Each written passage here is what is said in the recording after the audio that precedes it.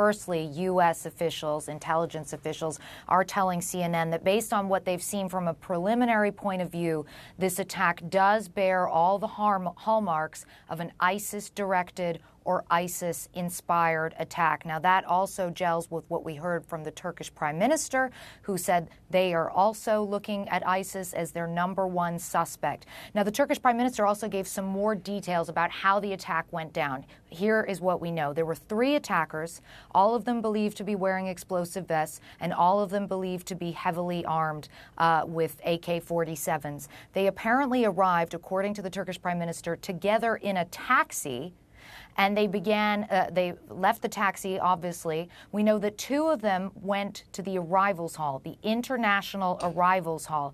We've mentioned this before, but it bears mentioning again. There's heavy security at the entrance to the International Departures Hall. There's a full screening process. You have an X-ray machine, and you have to go through a metal detector. But in the arrivals hall, of course, you don't have that same level of security. So 2 of the attackers, we believe, went into the arrivals hall.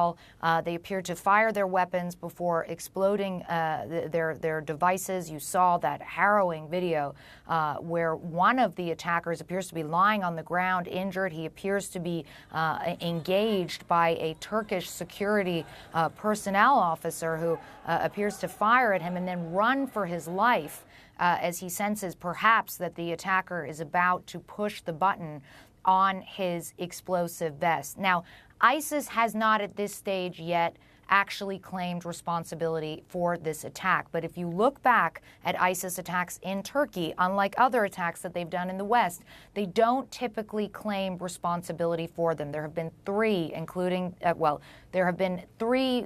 including this attack. There have been 3 ISIS attacks, if indeed this is confirmed to be an ISIS attack, in Turkey since the beginning of the year. They are really stepping up the pressure, and particularly now, it's the last 10 days of Ramadan. We've seen a call from the spokesman for ISIS urging followers, urging supporters, urging those inspired by ISIS to carry out these types of attacks. But this one, Anderson, looks like it was coordinated. It looked like it took some planning, and it looked like the attackers knew where they were going and what they were doing.